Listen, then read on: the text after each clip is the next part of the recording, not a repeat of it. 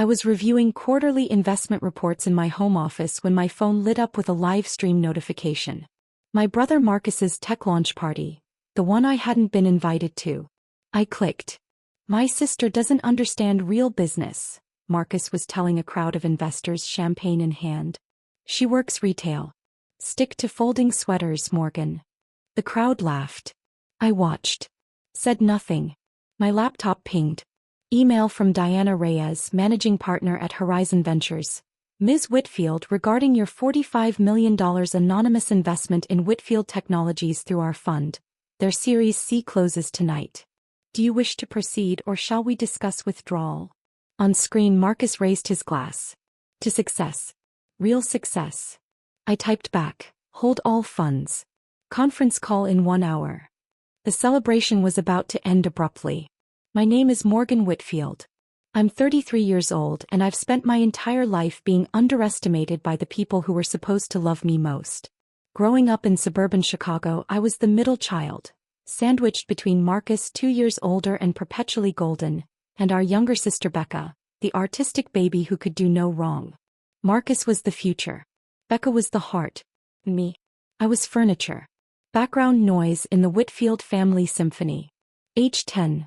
The math competition. The regional mathematics Olympiad fell on the same Saturday as Marcus's junior varsity soccer match. I'd been preparing for 3 months, working through problem sets until midnight, dreaming of proofs and theorems. We can't make it, sweetheart, Mom said that morning, already wearing Marcus's team colors. But we'll celebrate when you get home. I won first place. When I got home, trophy clutched to my chest, the house was full of Marcus's teammates eating pizza and watching him replay his single goal on video. Oh honey, that's nice, Mom said, barely glancing at my trophy. Put it somewhere safe. Marcus, show everyone that kick again. The trophy went on a shelf in my room. No one ever mentioned it again. Age 16. The business plan. For my entrepreneurship class, I developed a detailed plan for an e-commerce platform focused on sustainable fashion. It was 2007, before sustainability was mainstream, before influencer marketing was a thing. My teacher called it visionary. At dinner, I made the mistake of sharing my excitement. That's cute, Marcus said, smirking. Playing business. It's a real plan. My teacher thinks it could actually work.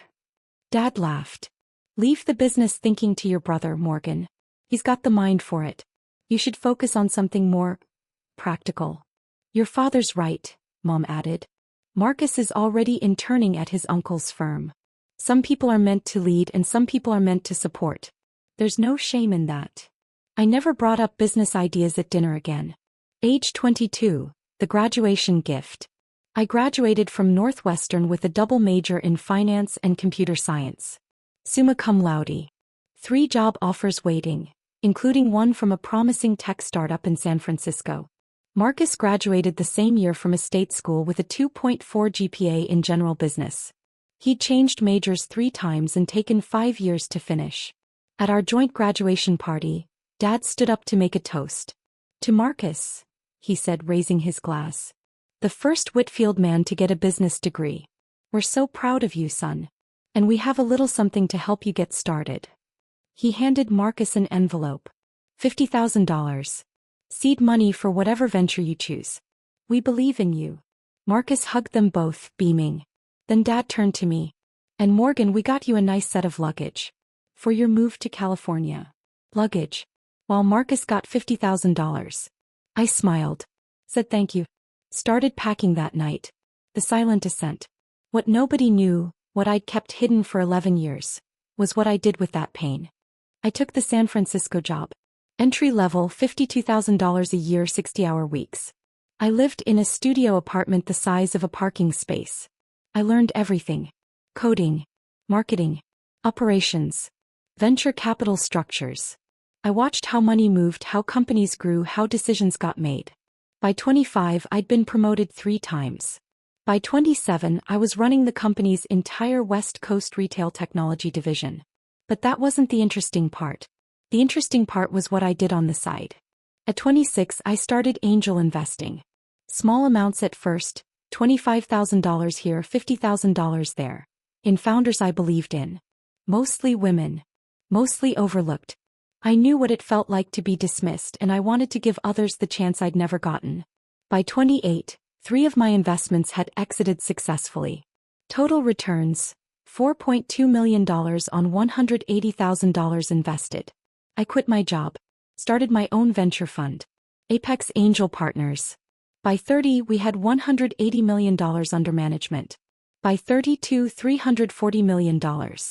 I own 73% of the fund outright. Forbes estimated my net worth at $95 million. And here's the part that kept me up at night. In 2021, Marcus finally launched his own tech startup. Whitfield Technologies, a supply chain management platform. He'd been talking about starting a company for years, always blaming external circumstances for not doing it. Finally, at 35, he pulled the trigger. I watched from afar as he burned through his initial funding in 8 months. Bad hires. Bloated marketing spend. A product that wasn't ready for market. He was 3 weeks from shutting down when I made a decision I still question. I contacted Diana Reyes at Horizon Ventures. We set up an anonymous investment vehicle, Northstar Capital, and I funneled $45 million into my brother's company over the next 2 years. Not because he deserved it. Not because the company was good. But because some part of me still wanted to believe that family meant something. That if I helped him succeed, maybe he'd finally see me. Instead, he used my money to hire a PR team that crafted his image as a self-made tech visionary. He gave interviews about perseverance and believing in yourself. He posted Instagram stories from his Tesla about the grind. And every holiday, every family gathering, he reminded everyone that Morgan worked retail while he was building an empire. I kept writing checks. I kept saying nothing. Until tonight. The launch party was for Marcus's new product, an AI-powered logistics system he claimed would revolutionize supply chain management. In reality, it was a feature set that 3 competitors already offered, priced 40% higher than market rate. I knew this because I'd reviewed the product roadmap. As his primary investor, I had access to everything. I just exercised that access through Horizon Ventures, keeping my identity hidden. I hadn't been invited to the launch party. Neither had Mom or Dad actually. Marcus said it was industry only. But he'd made sure to livestream it so we could all watch his triumph from afar. What I watched was my brother standing in a converted warehouse in Austin, surrounded by investors and tech journalists, systematically dismantling my reputation.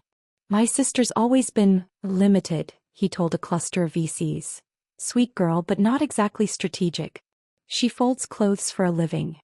He laughed. They laughed with him. The livestream comments were filling with congratulations. Marcus Whitfield is the real deal. Finally, an entrepreneur who gets it. Whitfield Technologies to the moon. My phone rang.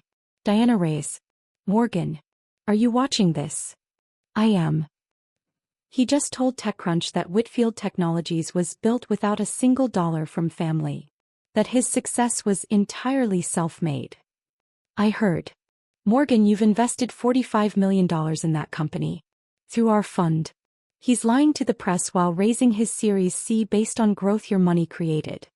I watched Marcus pose for photos with his executive team. All men. All wearing the same self-satisfied expression he'd worn when Dad handed him that $50,000 check. Diana, what's the status of the Series C? They're trying to raise $60 million at a $200 million valuation. They've got commitments for $43 million so far. The round closes tonight at midnight. And if our $45 million in existing investment were withdrawn? Pause.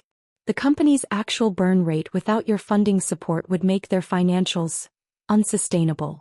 The Series C would collapse. Existing investors would likely trigger their clawback provisions. I see. What do you want to do, Morgan? I watched my brother raise another glass of champagne. Behind him a banner read, "The Future of Logistics, built by Marcus Whitfield." I want to attend that party, Diana. In person. And I want you to come with me. Morgan, you're not on the guest list. No. But I own 51% of the company through Northstar. Check the shareholder agreement. Majority shareholders have automatic access to all company events. A surprised laugh. You're right. I forgot about that clause. So did Marcus.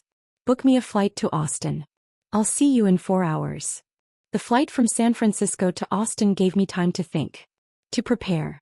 To question whether I was doing the right thing. I wasn't interested in revenge. Revenge was petty. Revenge was what people did when they couldn't move forward. I was interested in truth. In finally standing in my own light, even if it meant casting shadows on people who'd kept me in darkness. My assistant, Kenji, had prepared a briefing folder. Whitfield Technologies' actual financial position was even worse than I'd realized.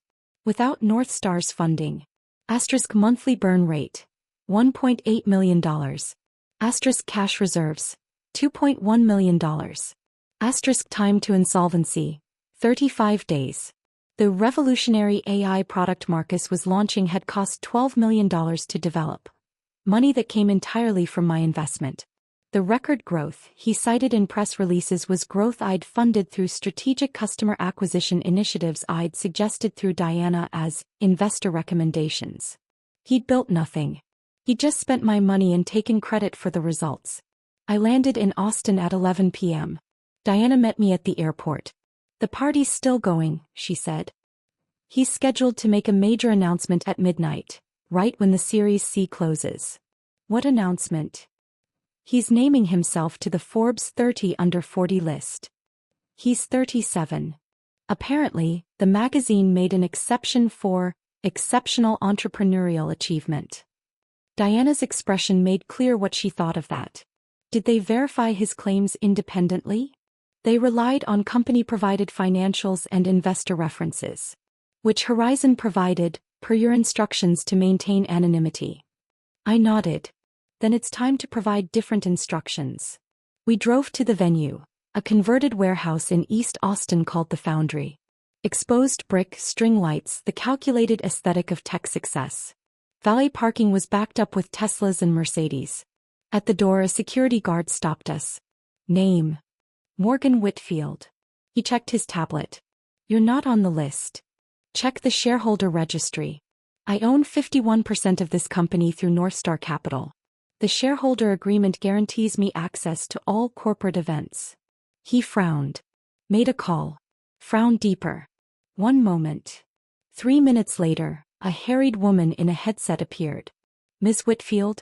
I'm Jade, the event coordinator. There seems to be some confusion about your attendance. No confusion. I'm a shareholder. I'm attending. Mr. Whitfield specifically said. Mr. Whitfield doesn't have the authority to override shareholder rights. Check with your legal team. Another call. Another wait. Finally, Jade returned, looking like she'd swallowed something unpleasant. Right this way, Ms. Whitfield. We entered through a side door. The party was in full swing. 200 people at least, drinking and networking and celebrating my brother's success. My success laundered through his name. I spotted Marcus near the main stage, surrounded by admirers. Mom and Dad weren't there, of course, industry only, but his girlfriend was, along with his executive team and half a dozen journalists. Diana touched my arm. I've alerted our legal team. And I took the liberty of contacting Margaret Chin at Forbes. She's here covering the event. I thought she might want to know about some inconsistencies in the company narrative. Thank you, Diana. What's the play? I watched my brother laugh at something a VC said. Confident. Unassailable. King of his manufactured kingdom. We wait. Let him make his announcement. Let him commit to the lie one more time. And then we tell the truth. The clock on my phone read 11:47 p.m. 13 minutes until the Series C closed. Until Marcus's self-made empire was supposed to be complete. I found a quiet corner. Ordered a sparkling water. Waited. At 11:55 p.m., Marcus took the stage. Everyone. Can I have your attention? The crowd gathered, champagne glasses raised. Tonight marks a milestone. Not just for Whitfield Technologies, but for everyone who's ever been told they couldn't succeed. I almost laughed. Almost. When I started this company 3 years ago, I had nothing. No connections. No family money. Just a vision and a willingness to work harder than anyone else. The crowd applauded. I noticed Diana positioning herself near the stage, phone in hand. Tonight at midnight our Series C closes. $60 million at a $200 million valuation. Built from nothing. Proof that the American dream is alive and well. More applause. Marcus was beaming, soaking in the adoration. And I'm thrilled to announce that Forbes magazine has recognized this journey. I've been selected for their 30 under 40 list as Marcus. Diana's voice cut through the celebration. She'd stepped directly in front of the stage. Before you continue, there's something the room needs to know. Marcus's smile flickered. Diana, what are you doing here? This is a company event. I'm aware. I'm here representing Horizon Ventures, your largest investor. A murmur rippled through the crowd. The journalist's attention sharpened. And I'm here to inform you that Northstar Capital, which holds 51% of Whitfield Technologies equity, is withdrawing its investment. Effective immediately. The room went silent. Marcus's face drained of color. What are you talking about? Northstar is an anonymous fund. You can't just. I can, I said. I stepped out of the corner. Walked toward the stage. 200 people watched me approach my brother. Morgan. Marcus looked like he'd seen a ghost. What are you doing here? This is industry only. I am industry, Marcus. I'm Northstar Capital. I'm your majority shareholder. I'm the $45 million that built everything you're standing on right now. His champagne glass slipped from his fingers. Shattered on the stage floor. The sound echoed through the silent warehouse. That's impossible. You work retail. I own a $340 million venture fund. I've invested in 43 companies across 6 countries. 3 of my portfolio companies have gone public in the last 18 months. I kept my voice calm. Measured. I also own 73% of Apex Angel Partners, which Forbes recently valued at $95 million. Margaret Chin, the Forbes journalist, pushed forward. Ms. Whitfield, can you verify these claims? Diana stepped in. I can verify all of them. Horizon Ventures has partnered with Ms. Whitfield's fund for 7 years. Her track record is among the best in the industry. And Northstar Capital, the anonymous vehicle funding Whitfield Technologies, has been entirely her money. Every dollar? Margaret asked. Every dollar. $45 million over 2 years. Without that funding, Whitfield Technologies' burn rate would have bankrupted them within 90 days of incorporation. Marcus grabbed the microphone. His hand was shaking. This is ridiculous. This is some kind of. I built this company. You spent my money, I said. That's what you built. A PR narrative funded by the sister you mocked at every family dinner for 11 years. The room erupted in murmurs. I saw phones recording. Saw the VCs exchanging horrified glances. Saw Marcus's girlfriend take 3 steps backward, as if proximity to him had become dangerous. One of the institutional investors, a man I recognized from several conferences, stepped forward. Diana, can you confirm the withdrawal is official? Official as of this moment. Northstar Capital is exercising its clawback provisions. Whitfield Technologies Series C cannot close without majority shareholder approval, which Ms. Whitfield is declining to provide. That means the company is currently valued at approximately $8 million without the inflated metrics created by Northstar funding. The Series C is void. Existing investors may wish to consult their legal teams. Marcus looked at me. Really looked at me, maybe for the first time in our lives. Why? His voice cracked. Why would you do this? You told a room full of people I don't understand real business, while standing on my money, while taking credit for my investment strategy, while lying to journalists about being self-made. I shook my head. I didn't do this to you, Marcus. I just stopped doing it for you. This will destroy me. No. Your choices will have consequences. That's different. I turned to Margaret Chin. I'll provide full documentation for your article. Investment records, board communications, everything. The truth should be public. She nodded, already typing notes. I looked at Marcus one last time. Goodbye, Marcus. I hope you figure out how to build something real someday.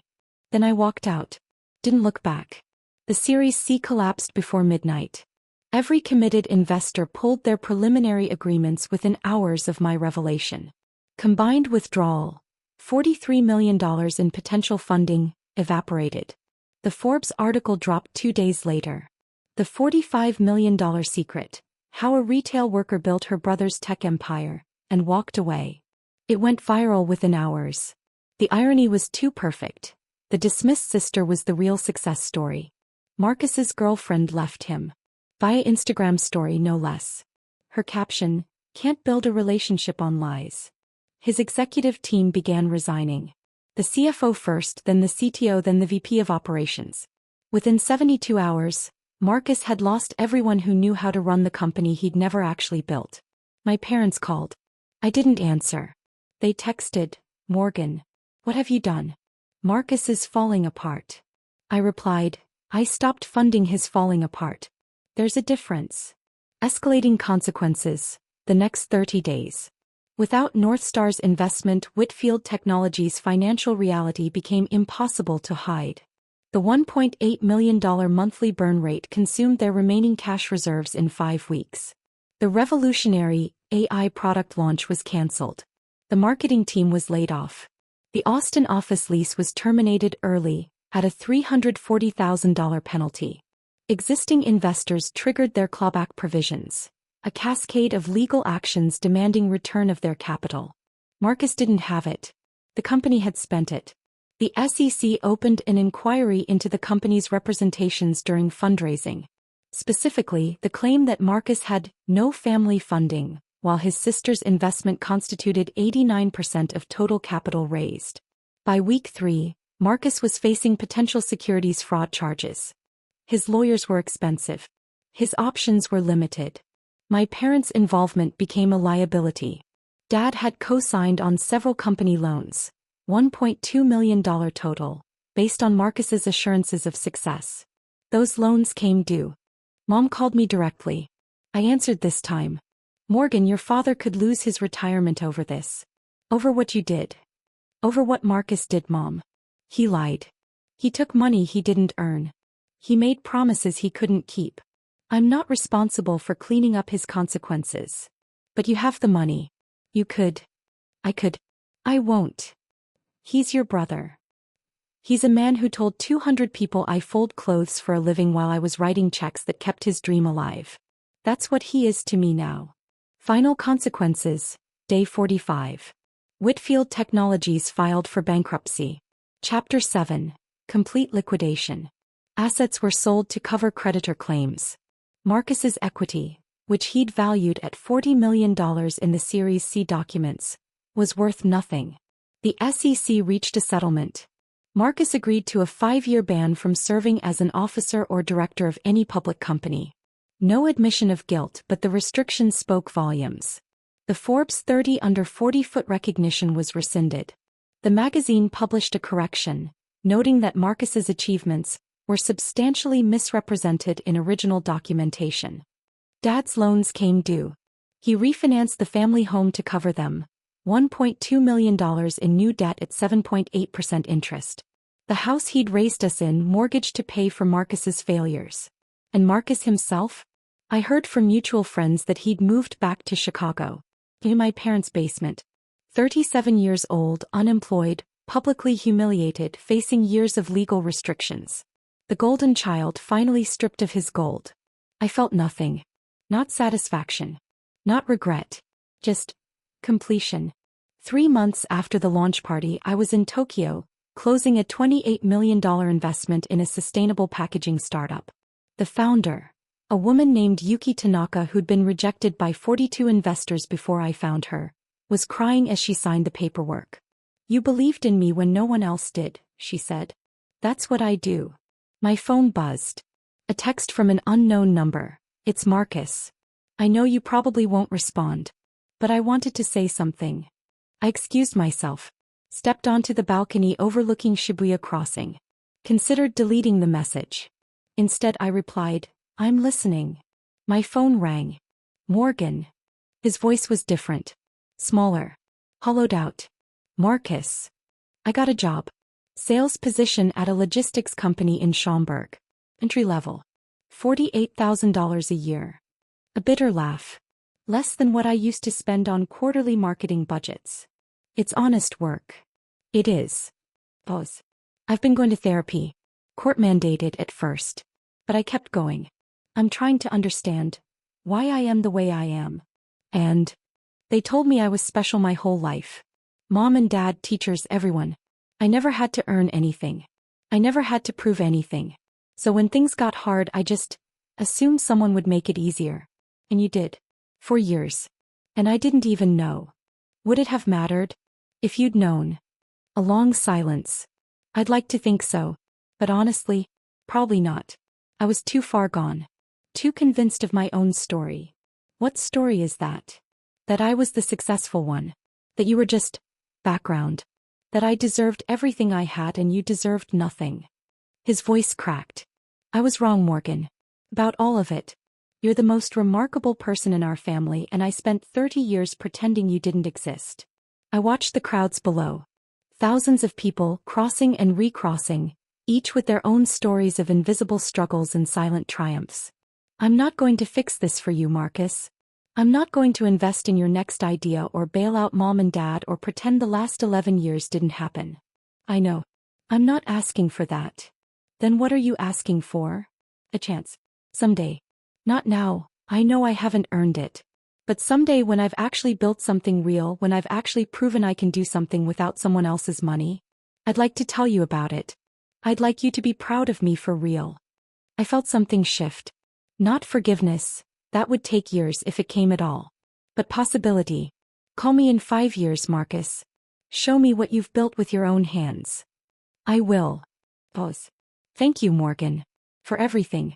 Even the parts that hurt. He hung up. I stood on the balcony for a long time watching the city lights. My phone buzzed again. Kenji, the signing is complete. Miss Tanaka is asking if you'll join the team for dinner. I smiled. Typed back, on my way. This was my life now. Not the shadow existence of the Whitfield middle child, invisible and underestimated. But this, flights across oceans, founders who wept with gratitude, a portfolio of dreams I'd helped make real. I'd spent 11 years funding my brother's illusion. Now I was building something true.